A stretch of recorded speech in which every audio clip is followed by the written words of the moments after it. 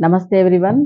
నేను Philomena, human rights activist. ఈరోజు మన యొక్క all India council of human rights ఛానల్‌లో మనం మాట్లాడుకోబోయేటువంటి విషయము లోన్స్ విషయంలో మనం మాట్లాడుకోబోతున్నామండి. ఎందుకంటే లోన్స్ విషయాల్లో చాలా అవకతవకలు జరుగుతున్నాయి. అలాగే ప్రజలకు ప్రాణాలు పోయేటువంటి అలాంటి యొక్క పరిస్థితులైతే మనము ఈ రోజుల్లో ఎదుర్కొంటున్నాము. మా దృష్టి వరకు అవన్నీ కూడా ఫిర్యాదులుగా వస్తున్నాయన్నమాట.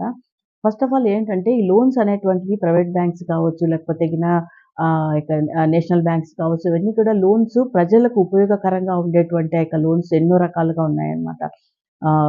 పర్సనల్ లోన్ కావచ్చు, లేకపోతే ప్రాపర్టీ లోన్ కావచ్చు, బిజినెస్ లోన్ కావచ్చు, రకరకాలైనటువంటి లోన్స్.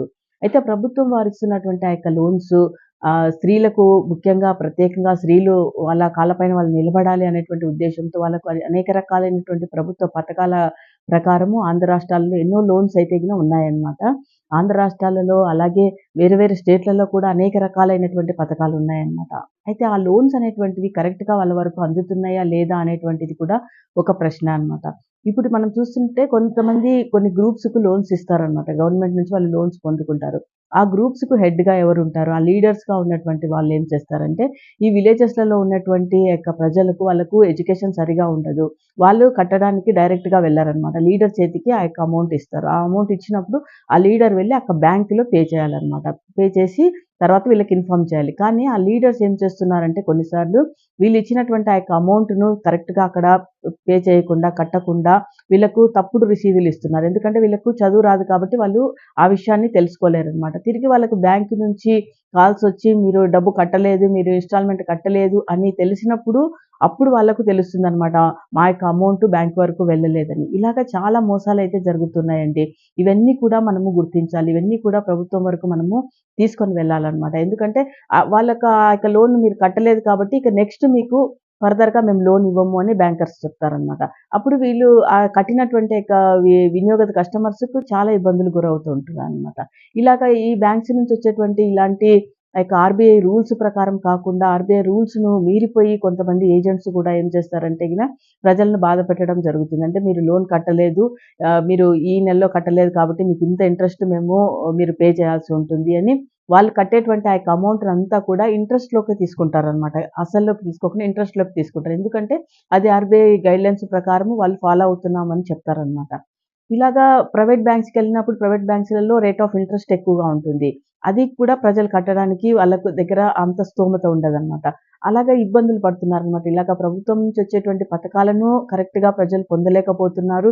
ఈవెన్ ప్రైవేట్ బ్యాంక్స్ నుంచి వచ్చేటువంటి యొక్క లోన్స్ కూడా కరెక్ట్‌గా తీసుకొని వాళ్ళు కట్టలేనటువంటి స్థితిలో ఉన్నారనమాట. వీళ్ళు కట్టలేనటువంటి స్థితిలో ఉన్నప్పుడు ఈ యొక్క రికవరీ ఏజెంట్స్ ఏం చేస్తారంటే వాళ్ళ ఇంటి దగ్గరికి వెళ్ళటం, వాళ్ళకు ఫోన్‌లు చేయటము, పర్సనల్‌గా వాళ్ళను బెదిరించటము, ఇలాగా వాళ్ళని భయపెట్టడము, ఇలా వాళ్ళని ఇన్సల్ట్ చేయడం ఇలా చేస్తున్నప్పుడు వాళ్ళేం చేస్తారంటే చాలామంది ఈ మధ్యన రీసెంట్‌గా లాస్ట్ వీక్‌లోనే తెలంగాణలో ఒక వ్యక్తి సూసైడ్ చేసుకున్నాడు. ఆంధ్రప్రదేశ్‌లో కూడా చాలా జరిగాయన్నమాట.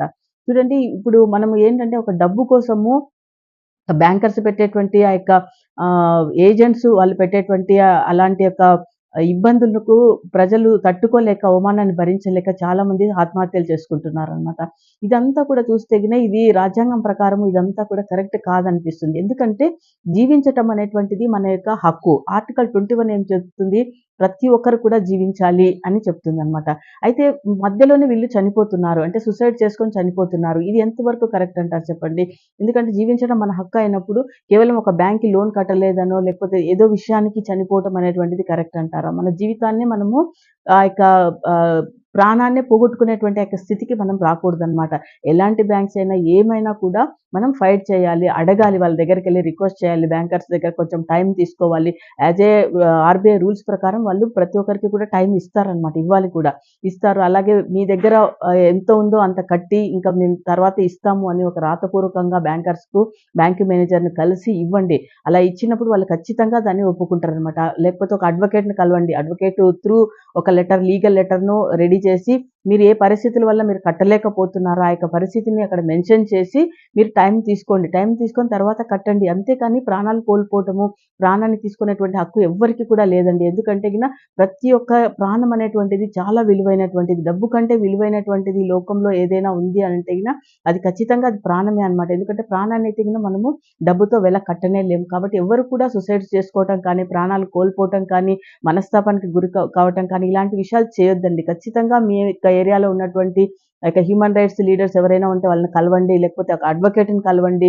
మంచి సజెషన్స్ తీసుకోండి. సజెషన్స్ తీసుకొని వాటి ప్రకారం ముందుకు వెళ్ళండి. అంతేకాని మీరు భయపడుతూ లేకపోతే అవమానం అయిందనేసి ప్రాణం తీసుకుంటే ఈరోజు అవమానం జరిగింది అని మనస్తాపంతో ప్రాణం తీసుకుంటే తర్వాత మీ ఫ్యామిలీని ఎవరు చూస్తారు?